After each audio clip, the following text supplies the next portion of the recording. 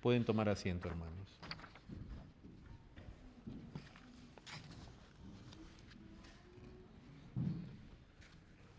Gálatas capítulo 5, donde nos quedamos la semana pasada.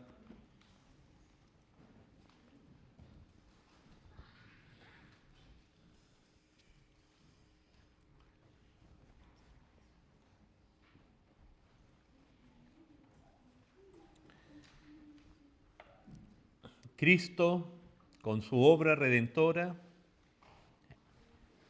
con su muerte en la cruz, Él pagó por nosotros, para que por fe en Él seamos salvos, justificados ante Dios. El pecador sea hallado justo. Y ser justificado, ser adoptado por Dios, ser hecho hijo de Dios. En Cristo, por la fe, obtenemos perdón y libertad del pecado, del poder del pecado, libertad de la penitencia del pecado, o sea, del castigo, pero no de la presencia del pecado. El pecado todavía reside en nosotros en lo que Pablo usa la expresión carne, el sarx, en griego, que se refiere al ser humano, a la naturaleza humana, a cómo es el hombre en su estado natural, condición natural, sin el Espíritu de Dios.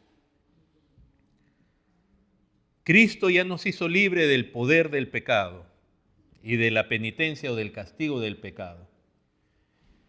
Y en este capítulo se está desarrollando acerca del andar en esa libertad. Al comienzo del capítulo 5, del verso 1, comienza diciendo: estad pues firmes en la libertad con que Cristo nos hizo libres. Él ya también pagó por la maldición que la ley promulgó contra nosotros, la ley de Dios, por haberla quebrantado. Cristo también recibe el castigo de la ley. Y la exhortación a estos hermanos es que estén firmes en la libertad con que Cristo nos hizo libres. Pero es una libertad, hermanos, a la cual somos llamados a estar firmes, y es una libertad que se comienza a manchar, digamos, a ensombrecer, a perder, cuando el evangelio es distorsionado, como le pasó a ellos. Cuando dentro de la iglesia entran algunos con mensajes legalistas en el sentido de decirle al creyente que tiene que hacer cosas para agradar a Dios. Porque cuando tú comienzas supuestamente habiendo confiado en Cristo y después, como le pasó a los Gálatas, comienzan a practicar obras de la ley para obtener justificación ante Dios, por lo tanto también su confianza en Cristo va a bajar, va a perder, su confianza en la carne, en sí mismos va a crecer, van a estar más dependientes de su propia carne, de su propio esfuerzo, que de los logros de Cristo y del Espíritu de Dios que se nos ha concedido en Cristo. Y cuando se confía uno en la carne, cuando uno está más pendiente de la carne de uno para agradar a Dios por medio de la ley, la carne tarde o temprano se va a manifestar en su imposibilidad y se va a vivir carnalmente. Porque la carne no puede cumplir lo que Dios demanda. Es más, Pablo, en la carta a los Romanos, si ustedes lo recuerdan, en el capítulo 8 declara que la ley no pudo ser eficaz en nosotros, la ley de Dios, siendo que es santa, justa y viene de Dios. Pero la ley no pudo obrar en nosotros por causa de nuestra carne, porque la carne no se sujeta a la ley de Dios, ni tampoco puede. ¿Y qué es esa carne, hermanos? Es mi cuerpo físico, esa carne eres tú en tu condición personal, sin el Espíritu de Dios. Pablo por eso va a reprender a estos hermanos y le dice, ustedes comenzaron por el Espíritu y van a acabar en la carne. O sea, comenzaron confiando en Cristo, en la justicia en Cristo, y al creer en Cristo recibieron los beneficios de esa fe en Cristo. Y ahora van a confiar ustedes en su propia carne, cumpliendo la ley. Entonces la carne se manifiesta, hermanos, y el otro peligro tan grande que hay, que no es el caso específico en Galacia la contaminación era el legalismo en sí, que de nuevo es ganar méritos por medio de las obras de la ley y no por la fe en Jesucristo. Sino que también otro peligro que ocurre en las iglesias y que aquí se previene también, aunque no era el peligro principal, el peligro inicial eran los judaizantes, los legalistas, pero Pablo asume en este capítulo que algunos estaban usando también la libertad como pretexto para la carne. Entonces en el verso 1 se nos exhorta a estar firmes en la libertad con que Cristo nos hizo libre, en la justificación, en la salvación que Cristo logró. Y de eso pudiéramos decir que se trató hasta el verso 12, pero del verso 13 en adelante, Pablo nos está exhortando y siendo inspirados por el Espíritu de Dios, es decir, el Espíritu de Dios hablándonos por Pablo, no solo a estar firmes en la libertad, sino a vivir en la libertad con la que Cristo nos hizo libres. Si Él ya nos liberó del pecado, del poder del pecado y de la penalidad del pecado, y si Él nos ha liberado de nuestra propia condición y por la fe en Él nos ha dado su Espíritu, entonces espera que también vivamos, no solo que seamos libres, sino que vivamos en la libertad de Cristo, andando en el Espíritu y no satisfaciendo los deseos de la carne. Es decir, ahora Pablo nos está hablando de lo que nosotros normalmente llamamos la santificación del creyente. Sí, ya eres creyente en Cristo y has sido justificado en Cristo, pero ahora tienes que caminar como Cristo anduvo. Por eso en el verso 25 dice, si vivimos por el Espíritu, andemos también por el Espíritu. Pero hermanos, voy a leer este pasaje nuevamente, así como hicimos la semana pasada, para entrar a desarrollar. Voy a leer desde el versículo 13. Porque vosotros, hermanos, a libertad fuisteis llamados, solamente que no uséis la libertad como ocasión para la carne, sino servíos por amor los unos a los otros. Porque toda la ley en esta sola palabra se cumple: amarás a tu prójimo como a ti mismo.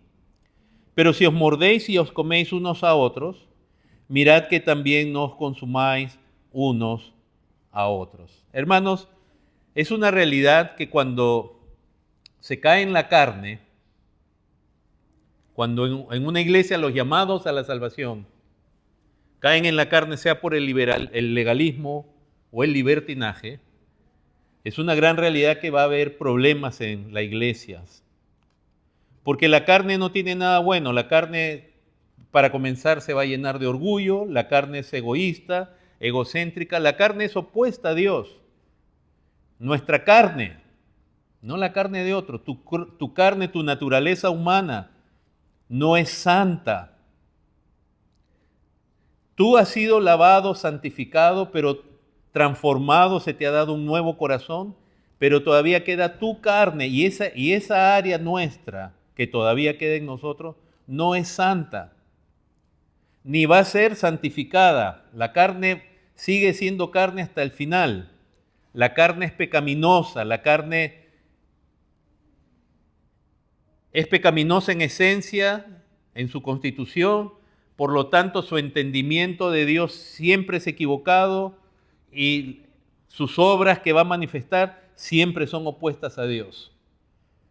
Por eso después en la lista de las obras de la carne, ustedes verán que todas las obras de la carne son opuestas a Dios. Y Pablo no le está hablando a los inconversos. En el verso 13 hemos dicho, porque vosotros, hermanos, le está hablando a hermanos. Déjame preguntarte, porque ahí comenzamos nosotros con el gran problema. Si tú estás consciente que eras pecador antes de ser salvo por gracia, por la fe, ¿cuán pecador eras tú? Y ahí comienza el problema, porque muchas veces vemos nuestro pasado y yo no sé cuánta gente en las iglesias realmente entiende lo que es ser pecador y haber sido salvo del pecado. Porque mucha gente dice, no, yo cometí errores en el pasado, yo fui víctima de circunstancias, realmente no lo quise hacer. Por poco decimos fue sin querer queriendo. Y no nos vemos pecadores, desobedientes, rebeldes a Dios, deshonestos, blasfemos, presos de deseos opuestos a Dios. ¿Tú te ves así como la Biblia describe al pecador? Porque algunos creen que hasta el acto de ser creyente, dicen, yo he recibido a Cristo, y hasta eso lo ven como un acto de virtud de ellos. Cuando el hecho de ser salvo, por un lado es la humillación más grande en el sentido de nuestra carne, de reconocer cuán bajo, cuán enemigos de Dios éramos. Y a la vez es un acto de agradecimiento por la gracia de Dios que se nos ofrece en Cristo.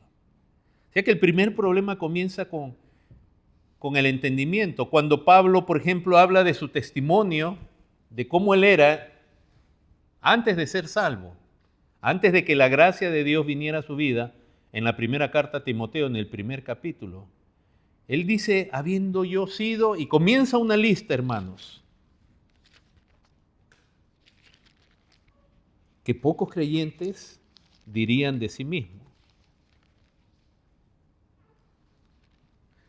Habiendo yo sido antes blasfemo, perseguidor, injuriador, mas fui recibido a misericordia, porque lo hice por ignorancia e incredulidad. Pero la gracia de nuestro Señor fue más abundante con la fe y el amor que es en Cristo Jesús. Palabra fiel y digna de ser recibida por todos, que Cristo Jesús vino al mundo para salvar a los pecadores, de los cuales yo soy el primero.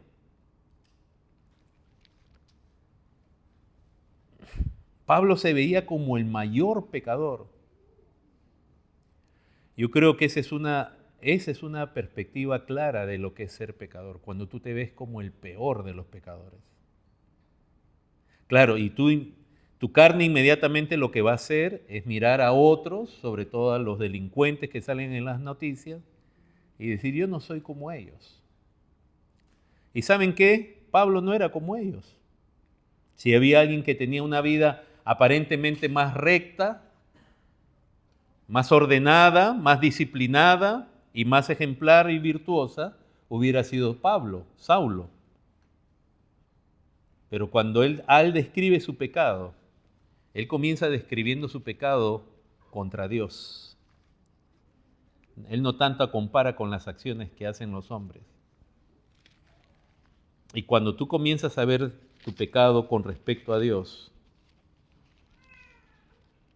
el pecado se hace grave, gravísimo. Después, por haber sido el blasfemo, es decir, su pecado contra Dios, hacía que él sea perseguidor, injuriador. Entonces, ahí radica el primer problema, hermanos, cuando no nos vemos como el peor de los pecadores. No tienes que decírselo a todo el mundo, pero a ver si en tu oración, cuando tú le oras a Dios, le dices, Dios, realmente soy peor que nadie.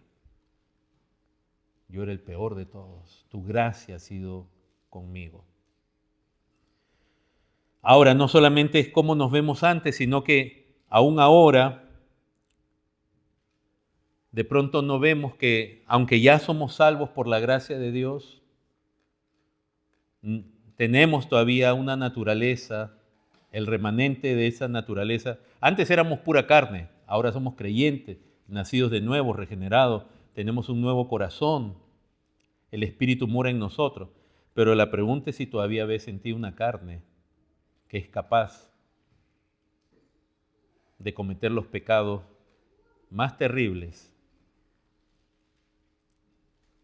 Y cuando uno no está alerta, cuando uno no está desprevenido, cuando uno cree que todo está bien y tranquilo, es donde a veces ocurren más sorpresas y la carne se comienza a manifestar aún entre las mismas iglesias, porque la carne de nuevo es pecadora y se manifiesta en el temperamento de la gente, en sus acciones, en su falta de amor, en vicios, en pecados. Esa es la carne del hombre, que en las Escrituras Dios es claro de prevenirnos abierta explícitamente y de darnos ejemplos de creyentes que en su carne a veces dieron consejos que eran totalmente opuestos a Dios. Y no dejaron de ser creyentes, son salvos, pero ¿qué tal Sara cuando le dijo a Abraham, tengo un hijo con mi esclava? ¿Qué tal Abraham obedeciendo ese consejo? Sí, no, hermanos, no hay diferencia entre hombre y mujer. La carne no es más mala por ser varón que por ser mujer. Entonces la Biblia explícitamente nos lo dice y la Biblia nos presenta ejemplos. En los pecados, ¿qué tal el pecado de Moisés contra Dios? Cuando se enoja contra Dios. ¿Qué tal el pecado de Sansón, de David? Y eran creyentes. Y en las iglesias hay mucha gente que dice, yo ya soy cristiano, y yo lo creo quizás, pero no ven que tienen ese enemigo de Dios todavía habitando en ellos y que puede influenciar sus pensamientos, deseos y emociones.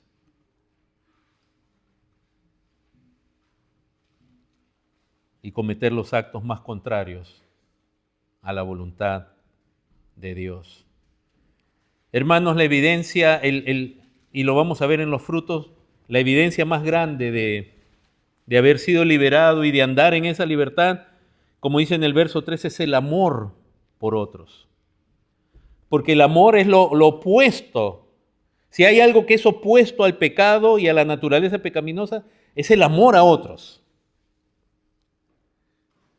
Es el amor a otros, a los hermanos, a la familia de Dios. Sí, eso es totalmente, porque el pecado es egoísta, busca su propio placer, su propia tranquilidad, su propio beneficio, no se interesa por los demás. Si tú vives así, ten cuidado, porque ya esa es evidencia de la carne. La carne es egoísta, egocéntrica. Lo contrario a la carne es el carácter de Cristo y la mayor evidencia. Por eso el primer aspecto del fruto que se va a mencionar después es el amor, del fruto del Espíritu. Es el amor. ¿Quiénes pueden entonces? Como dice ahora desde el verso 16, dice hasta el 18. Digo pues, andad en el Espíritu y no satisfagáis los deseos de la carne. Porque el deseo de la carne es contra el Espíritu, el del Espíritu es contra la carne, y estos se oponen entre sí para que no hagáis lo que quisierais. Pero si sois guiados por el Espíritu, no estáis bajo la ley. Hermanos, en el chat de la iglesia todos los lunes se pone una oración puritana del Valle de la Visión. Lo que dicen esas oraciones, yo espero que uno se identifique realmente. Pero esos hombres hablan de su pecado y eran creyentes y muchos de ellos grandes hombres de Dios. Y no es que vivían practicando el pecado, pero tenían una conciencia de lo que es la carne, de su propia pecaminosidad, que realmente le clamaban a Dios. Realmente le decían, Dios, líbrame, perdóname, ayúdame. De que sí que estaban conscientes. Y eso es algo que no se puede, hermanos, falsificar. A los hombres ahora, los cristianos de ahora, lo único que les gusta es estar tranquilos, no tener problemas. Ni siquiera que alguien les moleste la conciencia. ¿Piensas tú que eres incapaz de pecar contra Dios? Entonces en la libertad de Cristo se nos da las armas, el andar en el Espíritu, el andar conforme a Cristo, y esa palabra andar es una manera de expresar que hay un camino que nos lleva a un lugar, ¿verdad? Por eso andar es equivalente a la vida que tenemos diariamente, se anda en un camino que lleva a algún destino. Este andar en el Espíritu, hermanos, es para los que han nacido del Espíritu de Dios, obviamente.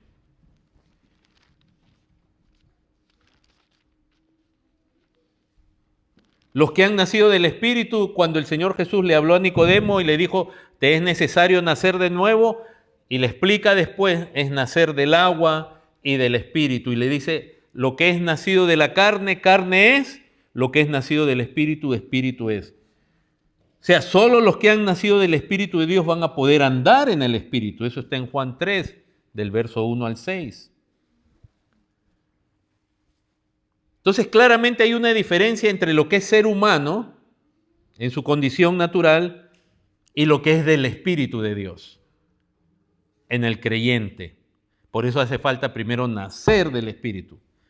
Este andar en el Espíritu es para los que han creído en Cristo por la fe, los que han escuchado el Evangelio y que el Evangelio nos condena a nosotros, nos muestra nuestro pecado, nuestra condición, pero nos muestra la gracia de Dios en Cristo.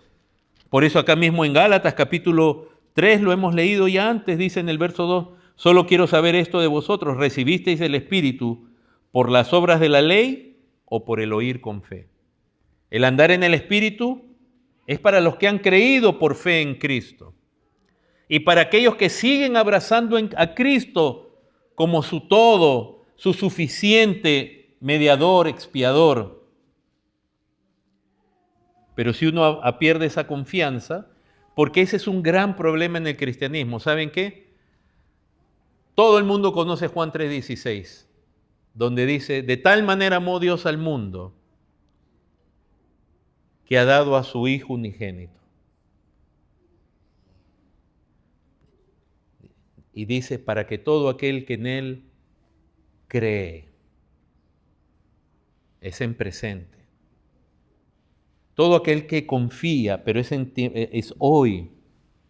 Pero muchos cristianos dicen, yo le entregué mi vida a Cristo y lo ven como algo del pasado, entonces yo ya soy salvo. La pregunta es si hoy tú crees, confías en Él. Esos que han creído en Cristo han recibido el Espíritu de Cristo como un beneficio de los logros en Cristo. ¿Se dan cuenta por qué es tan importante creer en Cristo? Por medio, en un evangelio realmente bien explicado, predicado, anunciado. Porque el recibir el Espíritu es un beneficio de que tú entiendas que lo logró Cristo. Y entiendas para qué te da el Espíritu Santo. ¡Wow! Cuando tú entiendes que es pecador y dices, qué bueno, en Cristo hay perdón y también se me da el Espíritu Santo, si no estaría perdido. O sea, ser solamente perdonado y seguir siendo el mismo.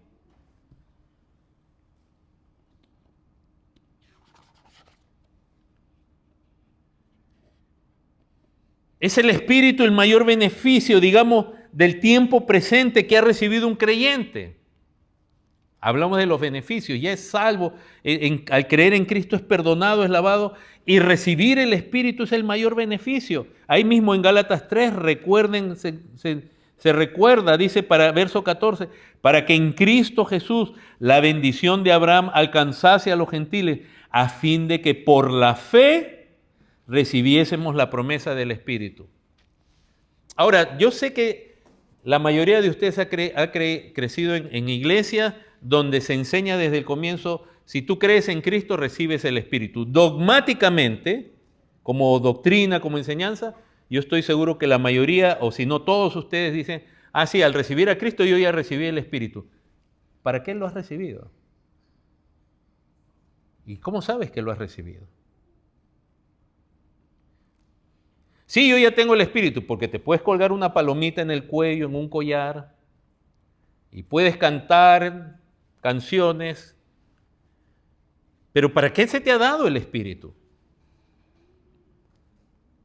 Es cierto, el Espíritu, cuando alguien por fe en Cristo recibe el Espíritu en su vida va a ser la marca de la adopción, porque el Espíritu en su vida va a lograr cosas que va a decir, este es un redimido, este es un salvo, este es alguien transformado. Tiene carne, pero tiene el Espíritu y el Espíritu está venciendo en su vida. Es evidente que no es el mismo. Hay cambios en su vida que solo el Espíritu de poder, el Espíritu de Dios puede lograr porque la carne no puede.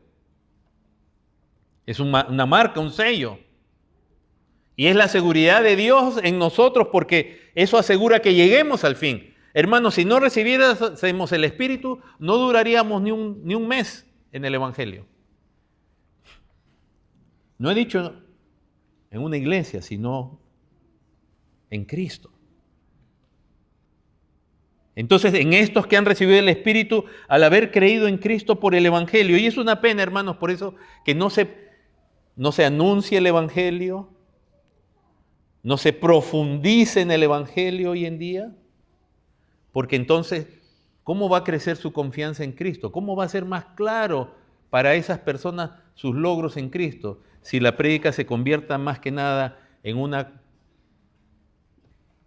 mensaje emocional o motivacional? En ellos, hermanos, el Espíritu es como una fuente, como el Señor Jesús lo dijo en el Evangelio de Juan. Venid a mí. Cuando el que tiene sed, venga a mí y beba. Y de su interior van a correr ríos de agua viva. Y dice claramente el pasaje que se refería al Espíritu de Dios. Cuando alguien recibe el Espíritu fluye en su vida. Y no fluye en cosas extrañas, haciendo cosas extrañas que vienen del ocultismo, de otras creencias, haciéndolas falsamente pasar por señales. No, la mayor evidencia del Espíritu está en el carácter. Por eso, fíjense que todos esos apóstoles que están en los canales de televisión cristianos, que dicen que están llenos de la unción y del Espíritu, miren la carnalidad en su vida, miren la avaricia. ¿Para qué quiere un apóstol una casa de 3, 5, 18 millones de dólares? Pero ellos dicen que tienen el Espíritu, pero su vida muestra la carne, la lujuria, los divorcios, la avaricia, el autoritarismo. Eso es obra de la carne. Si tú no te sometes a mí, si tú no estás bajo mi cobertura, eso es carne, es de la peor clase disfrazada por el Espíritu. ¿Cuándo has visto al Señor Jesús actuar así? Es más, cuando entre sus discípulos hubo competencia, los bajó del caballo rapidito a todos. Dijo, el más grande es el que sirve a sus hermanos, es el que se hace más pequeño. Ellos en la carne se dan cuenta que los mismos discípulos en su carne desearon algo que el Señor les dijo en otras palabras, hijitos, sí, eran sus discípulos, ya eran discípulos. Acá Pablo está diciendo hermanos, pero ellos ni siquiera veían que tenían ese problema. Ahora, el Señor no es que los condenó, a un creyente no se le va a condenar, pero se le va a decir, eso es de la carne. En ellos va a fluir el Espíritu, y el Espíritu les va a dar lo que ellos no tienen en sí mismos para este andar. Por eso dice, andar en el Espíritu. ¿Qué nos va a dar el Espíritu? Primeramente nos va a comenzar a dar un entendimiento de Dios que nuestra mente no tenía. Porque yo antes no comprendía a Dios, yo decía que amaba a Dios, pero para comenzar, realmente no lo conocía. Y no entendía, Dios es opuesto al ser humano. O mejor dicho, el ser humano es opuesto a Dios, quien es santo, perfecto. Entonces, por el Espíritu de Dios, la mente comienza a conocer y a entender a Dios y a gozarse en Dios. Comienza a entender uno las Escrituras debidamente como uno no las entendía. El Espíritu Santo en la persona comienza a darle poder, fortaleza para caminar en la adversidad, en las pruebas. Es algo, hermano, no estamos hablando del ánimo, ahí está la diferencia, hermanos.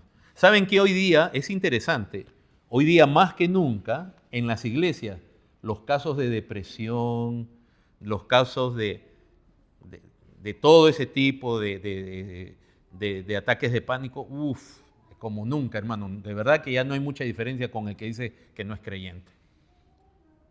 ¿Cómo es que? Y entonces nosotros hemos aprendido a espiritualizar eso que es una manifestación de la carne y a buscarle justificaciones y tratar de suplir la carne solo con oración. En la consejería bíblica, por el contrario, lo que se enseña es a ubicar a las personas realmente en la fe en el Evangelio. ¿Cómo está su vida con el Evangelio? ¿Entiende el Evangelio? ¿Entiende quién es Dios? ¿Entiende su... Y una vez que la persona entra a un correcto entendimiento del Evangelio, ese problema, sea el que sea, de la carne, es superado. No es un proceso fácil, porque entender el Evangelio tampoco es fácil. Pero en el Espíritu Santo hay poder, hay fortaleza que nosotros no tenemos. En el Espíritu Santo hay una constancia, una paciencia que nosotros no tenemos. El Espíritu Santo produce cambios en una persona que aquí se le va a llamar el fruto del Espíritu. Es lo que es la persona, el carácter de la persona, como un fruto. Entonces, hermanos, cuán indispensable es tener el Espíritu de Dios. Pero recuerda que el Espíritu entonces de Dios en nosotros, y tú como creyente y ahora teniendo un nuevo corazón, una nueva disposición, pero todavía teniendo la carne, es una situación difícil porque es una lucha. Hay una lucha en el creyente. Y en una guerra, hermanos, cuando hay una guerra, el que no está percibido de la guerra, pierde.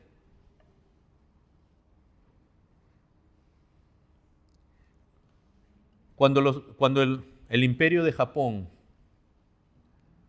atacó el puerto en Hawái de Pearl Harbor, lo que dio inicio al involucramiento de Estados Unidos en la Segunda Guerra Mundial, los estadounidenses, la población y la gran mayoría de las Fuerzas Armadas estaban desprevenidos. Estaban ignorantes de que venían esas huestes de aviones a destruir lo que ellos pensaban que en el puerto estaba la mayoría de la flota de los Estados Unidos del Pacífico. Ellos estaban desprevenidos y hasta que de pronto ya tenían los aviones encima y las bombas y los torpedos cayendo y el daño fue enorme. Estoy hablando de la mayoría de la población y de las Fuerzas Armadas. Por ahí se dice que algunos sí sabían y no lo comunicaron, no lo sé. No vamos a entrar en teorías de conspiración ahorita. Pero el hecho es que cuando uno está desapercibido y vive la vida cristiana como si uno no pasara nada, si no hubiera una guerra, es el mejor candidato justamente para ser vencido por la carne. Porque nuestra carne lo único que está esperando es una oportunidad. La carne ha sido crucificada juntamente con Cristo, ha sido muerta con Cristo, así que está esperando nomás cualquier oportunidad para vivir. Y nosotros estamos desapercibidos de esa batalla, de esa oposición. Por eso en el verso 16 dice, digo pues, andad en el Espíritu y no satisfagáis los deseos de la carne. Hermanos, la realidad del creyente es que tiene deseos. Ahora, puedes dar tú un paso más adelante si tú dices, sí, yo tengo deseos carnales. Si no puedes decirlo eso con sinceridad, estamos en problemas. Si tú no puedes reconocer la carne en tu propia vida, ¿para qué necesitas del Espíritu si ya estás bien?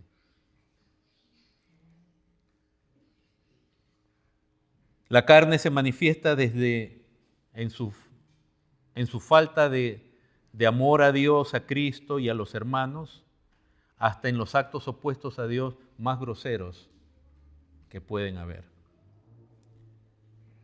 Dice, no satisfagáis los deseos de la carne. Entonces dice, el deseo de la carne es contra el espíritu y el del espíritu es contra la carne. Pablo en Romanos, él hace una confesión que no la haría cualquier persona, sino alguien que realmente ha conocido el Evangelio, que nosotros muchos creyentes no la harían, de decir, tengo un problema. Quiero hacer la voluntad de Dios, pero acabo haciendo otras cosas.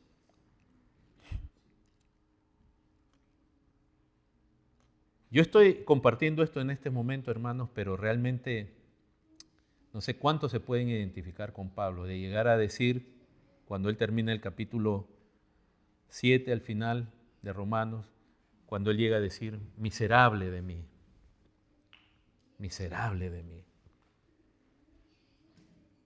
O sea, qué condición tan terrible. Por un lado quiero hacer la ley de Dios, pero dice él, veo otra ley en mis miembros que me lleva. Pero él dice, gracias doy a Dios por Jesucristo. Entiende que la solución está en Jesucristo. Hermano, si usted no está consciente del valor, la necesidad del Evangelio y el valor eterno, glorioso, la urgencia del Espíritu, de tener el Espíritu y de andar en el Espíritu.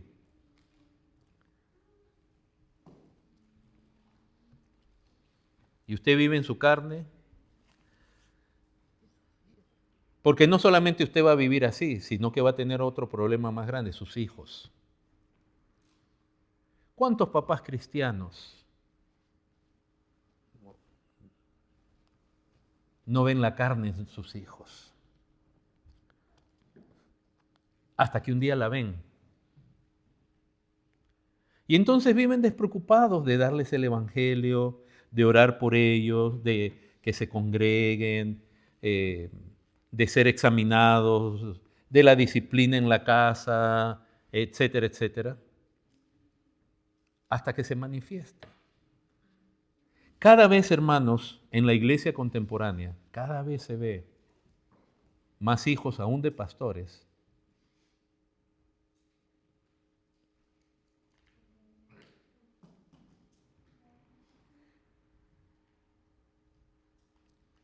donde el Evangelio no caló. Y yo sé que al final la salvación es personal. La salvación es personal, hermanos. Pero uno tiene que examinarse si uno está haciendo lo correcto o si hizo lo correcto con los hijos, en lugar de excusarse. Uno no puede ver, hermanos, ni a sí mismo, ni a los hijos que salieron a uno. Y no se trata que estén en drogas y estén en ello, en una cosa o en la otra, pero tienen carne, hermanos. Tienen carne también. Si son creyentes, tienen una naturaleza caída también, que los va a llevar a hacer cosas contrarias a Dios, sin que Dios les importe, sin que les importe lo que Dios dice. Déjame a mí solo, déjame a mí sola, déjame hacer lo que yo quiero. Ahora, es cierto, un padre no puede salvar a sus hijos, pero el deber de un padre por lo menos es estorbar a los hijos. Por lo menos. El primero es educar, dar el ejemplo, pero también estorbar. Y no proveer para la carne. Hermanos, estos deseos del espíritu y de la carne se oponen, se frustran entre ellos. Pero qué precioso en el verso 18 dice, si sois guiados por el Espíritu, no estáis bajo la ley. ¿A qué se refiere con esto? Que el andar en el Espíritu, hermanos, va a lograr lo que la ley no puede lograr por la carne. Pero el Espíritu sí lo va a lograr. No estamos bajo la ley. Hermanos, hay una realidad que es que luchamos contra nuestra carne. Y la única manera de vencer a la carne es, de nuevo, por la fe en Cristo y los beneficios que hemos obtenido en Cristo. Particularmente aquí vemos la persona del Espíritu Santo en nosotros. La palabra nos enseña que ya estamos unidos a Cristo. En Romanos 6 se nos dice claramente: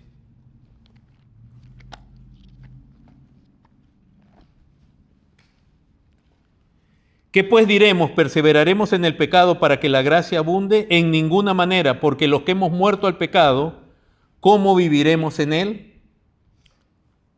La gracia de Dios no es una excusa para el pecado.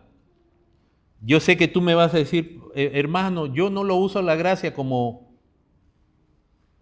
una excusa para pecar. Nadie, conscientemente, muy pocas personas van a decir, yo uso la gracia para pecar. Pero acá se refiere, es la idea de que como estamos bajo la gracia, podemos vivir sin preocupación, como querramos.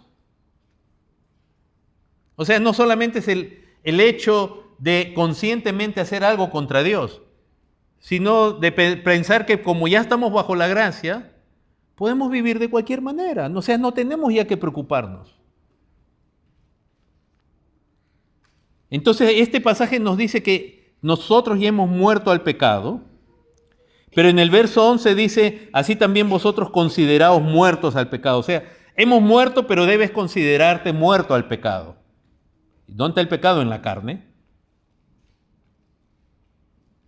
Y en el verso 12 dice, no reine pues el pecado en vuestro cuerpo mortal, de modo que lo obedezcas en sus deseos. O sea, tercero nos dice, no obedezcas al pecado en sus deseos. No todo deseo que tú tienes es santo. ¿Cómo puedo saber si el deseo que yo tengo es santo? ¿Qué dice la palabra de Dios? Es que yo tengo este deseo y es un deseo fuerte, que comienzan a despertar en nosotros cuando somos jóvenes. Por eso en la Biblia se le llama pasiones juveniles. Los niños todavía los padres pueden dominar, pero ya cuando son jóvenes, ahí crecen con fuerza. Entonces, ya somos muertos al pecado, pero debemos considerarnos muertos al pecado y no obedecer al pecado en sus deseos, porque hemos visto que la carne tiene deseos.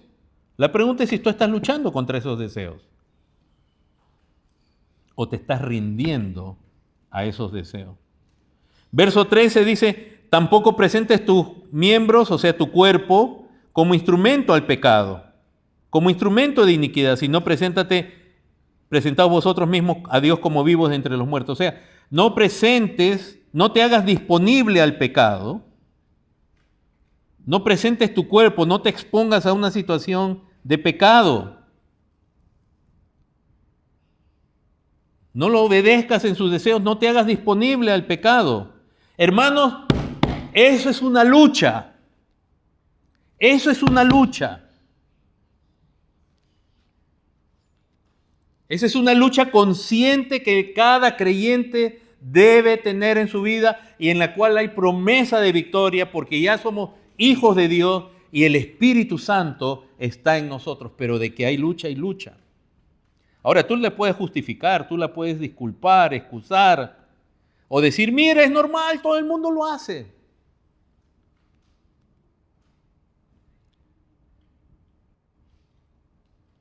Si la mayoría no ama a Dios como Dios merece ser amado, yo también. Y si la mayoría se permite ciertas cosas, yo también.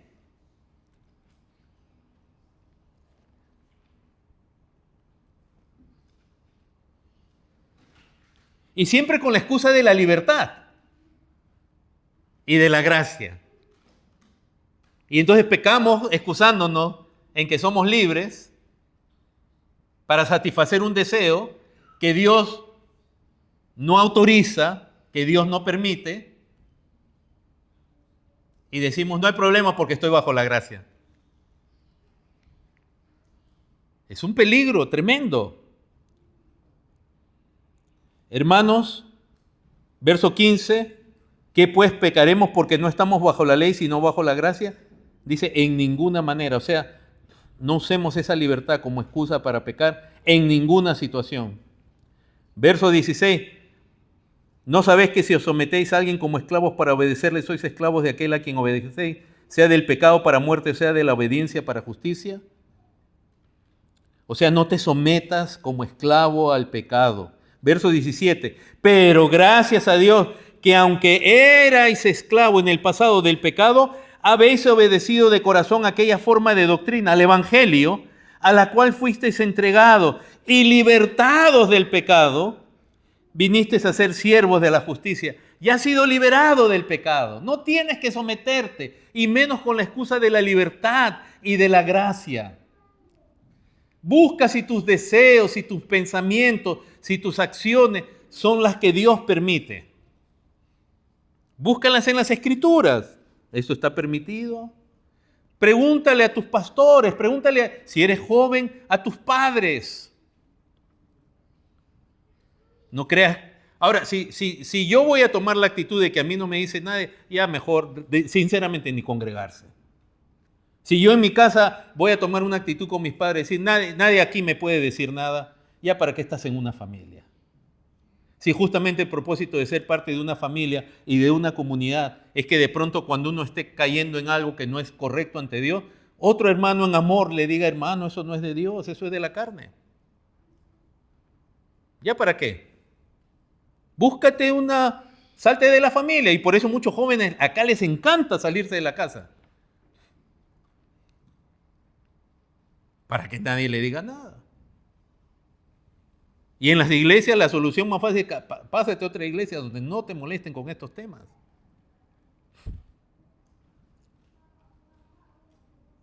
Porque la santidad es un tema que no se habla. O se habla muy poco. Y gracias a Dios siempre hay buenos pastores y buenas iglesias, pero no es el caso de la mayoría.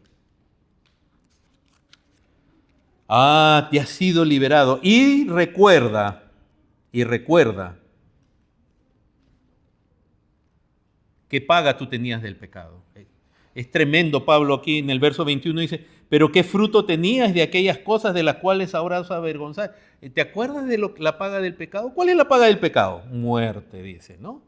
Y Pablo va a usar ese lenguaje, igual lenguaje en Gálatas, porque a veces nosotros decimos la paga del pecado es muerte y solamente pensamos en la condena eterna y entonces decimos yo ya soy salvo y la salvación no se pierde. Pero la paga del pecado, cuando Pablo lo usa la muerte, hay momentos que se refiere a la muerte eterna, pero hay momentos que está diciendo, oye, no te va a ir bien, esto es pura muerte lo que vas a tener. Las consecuencias, entonces recuerda. Por lo tanto, por eso Santiago nos dice, resiste la tentación.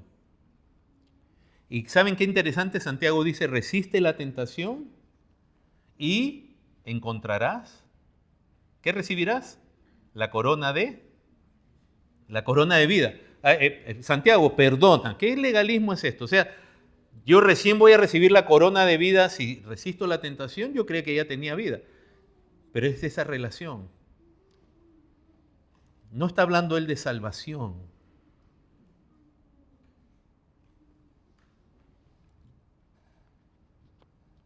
Sino de una recompensa. Por eso Pablo dice, hacer morir por el Espíritu las obras de la carne, ahí en Romanos 8.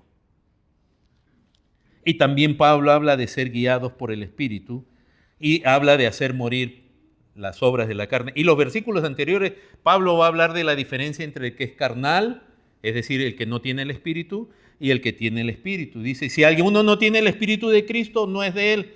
Pero si tienes el Espíritu de Cristo, entonces el que es de Cristo ya crucificado, en Gálatas dice, la carne con sus pasiones y deseos. Hermanos, pero todos seguimos en esta lucha. Amén.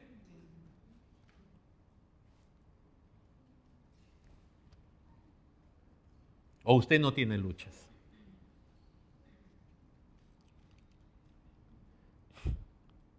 El creyente, todo creyente tiene lucha con su propia carne.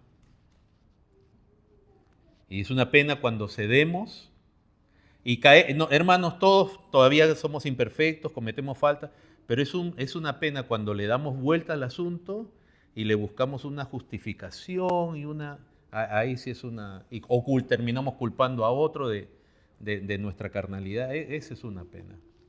Pero de que seguimos fallando, y por eso cada domingo confesamos nuestros pecados a Dios, pero no como una práctica. Gálatas nuevamente, 5. ¿Se acuerdan? Y dijimos, no busquen, en el verso 13, solamente no uses la libertad como ocasión para la carne. No, la libertad no es permiso para la carne. No es permiso para la carne. ¿Qué es entonces el andar en el Espíritu? El andar en el Espíritu, como hemos dicho, para los que son de Cristo. En el andar en el Espíritu, hermanos, ¿saben qué logra? Va a lograr el Espíritu que se muestre en una persona lo que es ser realmente un creyente, un cristiano.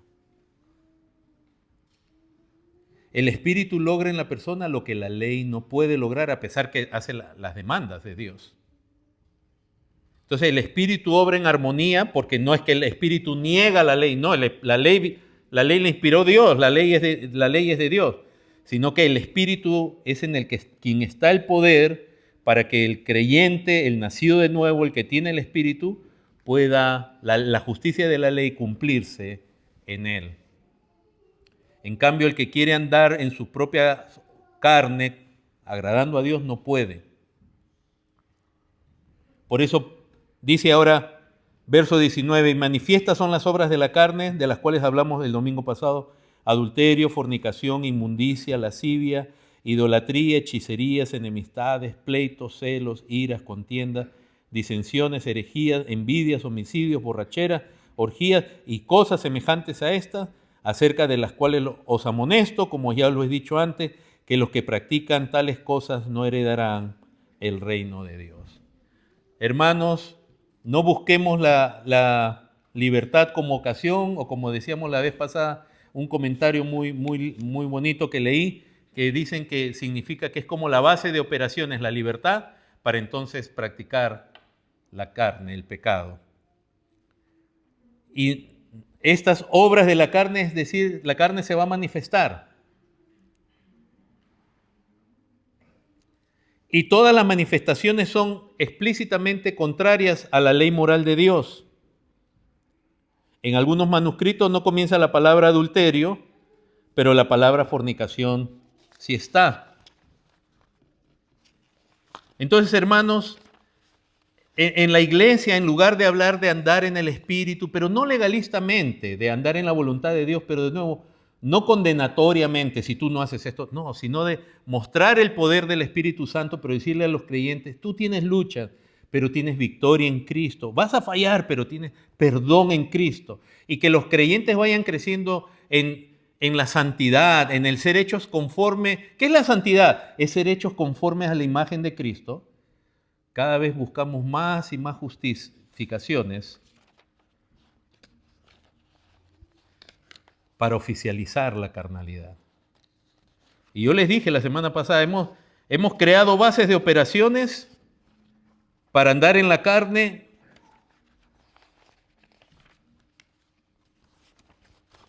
Y les hablé rápidamente de la música. La música, hermanos, la música que se practica en el cristianismo ahora es uno de los medios más poderosos por los cuales entran herejías, errores, carnalidad. Miren el desenfreno de los llamados conciertos cristianos, de muchos. Y dicen que ese es el espíritu.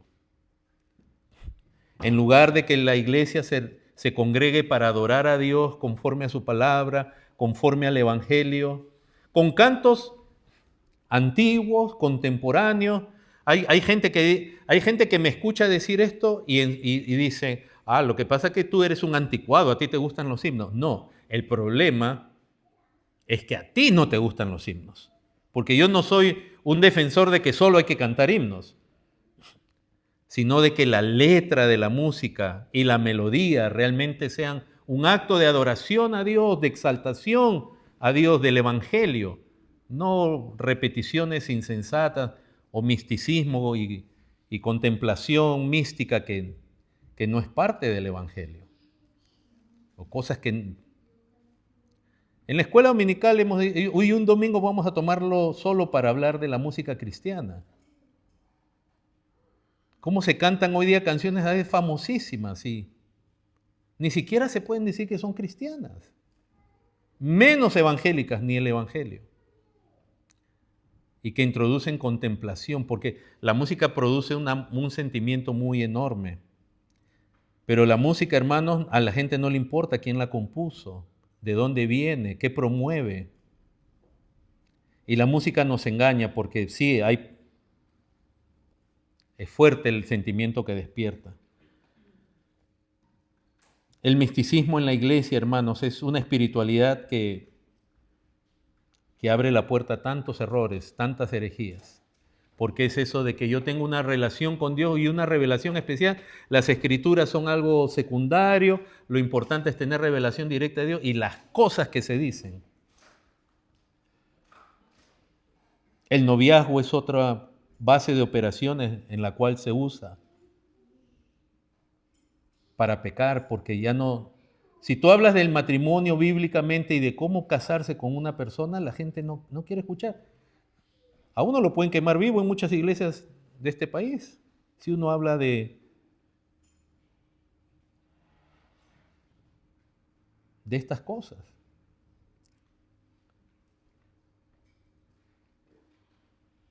Y la autoridad pastoral es un tema también muy tomado para hacer y deshacer y destrozar. Hay una iglesia, un pastor muy conocido, un hombre joven, saltó a la fama, buena doctrina, pero desde que él tomó el pastorado, lo invitaron a ser pastor en una iglesia en otro estado, pero desde que tomó el pastorado poco a poco lo que ha hecho es más bien tomar el poder y los escándalos, los pleitos.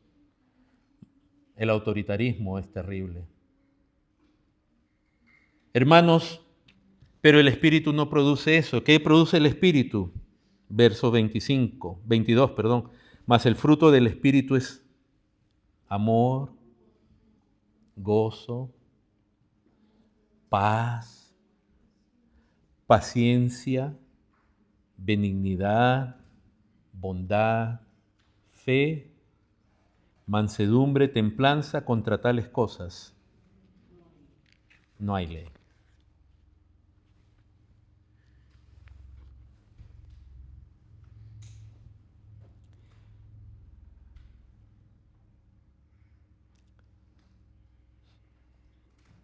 Ese es el fruto, no dice el fruto del creyente, dice el fruto del Espíritu en el creyente.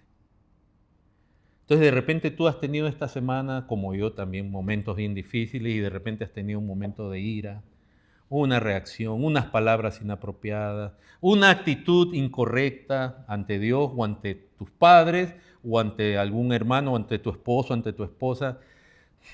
A saber, un deseo malo. Y entonces, ¿tú qué puedes decir? Wow, tengo carne. Necesito hacer morir lo terrenal en mí. ¿A quién vas a culpar? ¿A la tentación? ¿A tu esposo, a tu esposa? ¿A tus padres? Es una lucha personal, hermanos. Y en el Antiguo Testamento se nos da el ejemplo que cuando Dios sacó a Israel, ellos iban a llegar a la tierra de Canaán, pero tenían que conquistarla. Tenían que luchar. Todo lo tenían que tomar por guerra. La carne es así, la carne es, no hay manera de lidiar con no hay manera de santificar tu carne, lo que queda de remanente del pecado en ti. Lo único que puedes hacer con la carne es lo que Cristo hizo, crucificarla en la cruz. por el Espíritu hacer morir las obras de la carne. Entonces, hermanos, este fruto, miren, el primero que comienza es el amor. Muéstrame tu amor. ¿Cómo mostró Dios su amor? Yo siento algo muy lindo por los hombres. Amén. Él mostró su amor. De tal manera amó Dios al mundo que dio. De esta manera Dios muestra su amor para con nosotros, en que Cristo Jesús murió por nosotros. El amor se muestra. Características del amor, ustedes muchas veces han leído 1 Corintios 13. El amor es una característica de Dios. ¿Qué quiere decir, hermanos? Como esto es fruto del Espíritu y no es fruto de la carne, quiere decir que no es una característica tuya o mía, natural, el amar. ¿Quién es amor y quién sabe amar? Dios. Dios. Es Dios quien nos va a enseñar a amar, nos va a llevar a amar, no por méritos en las otras personas. Y de nuevo siempre te digo, no me digas que tú amas a tu familia, porque los gentiles también hacen eso. Tu amor por los hombres, tu amor por la iglesia, tu amor sacrificial.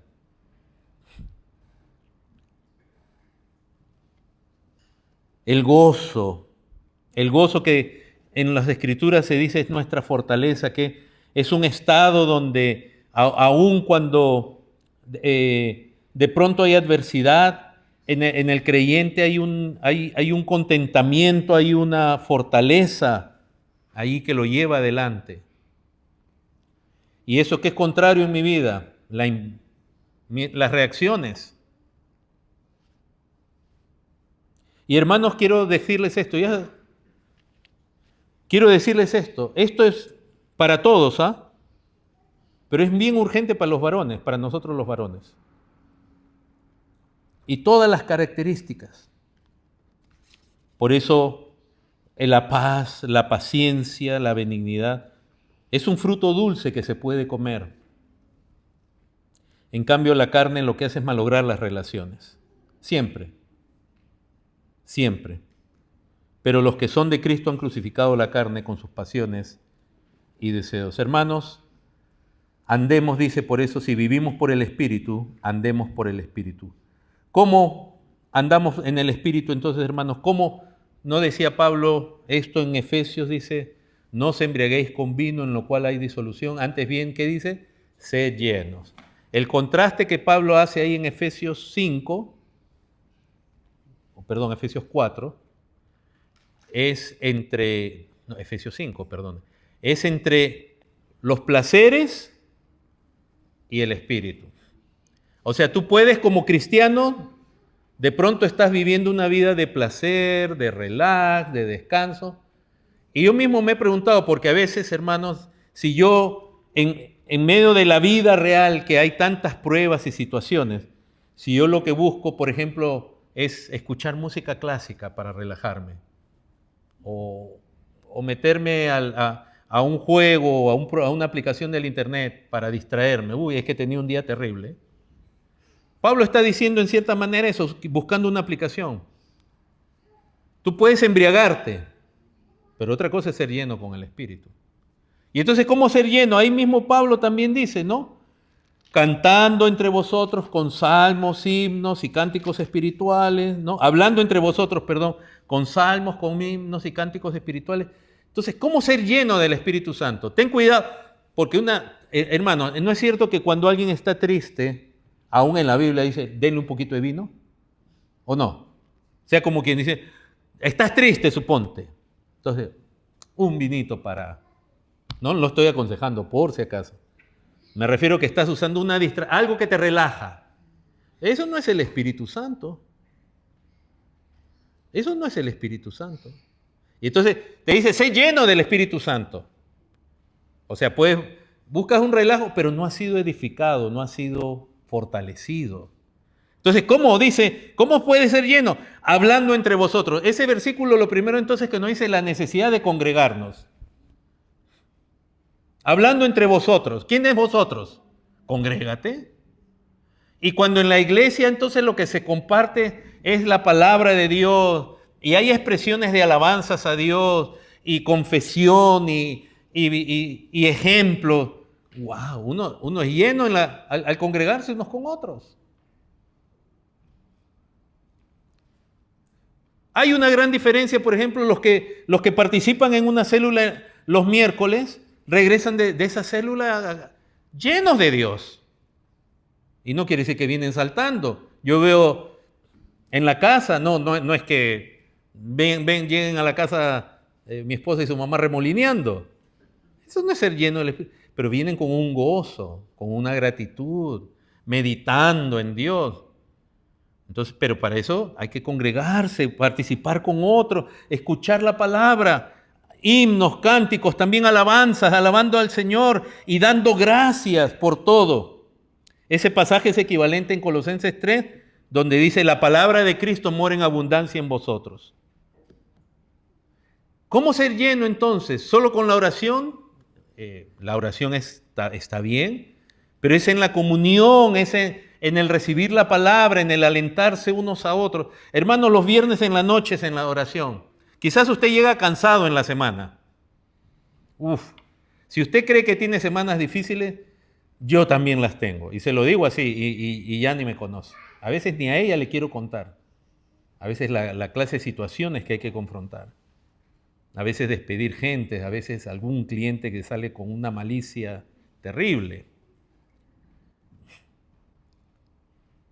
Y uno llega los viernes y dice, ¿qué es? Gracias a Dios, llegó el viernes. ¿Qué semana? Netflix. Me voy a relajar. No es que estés viendo algo malo en Netflix. Pero ese es el equivalente del vino.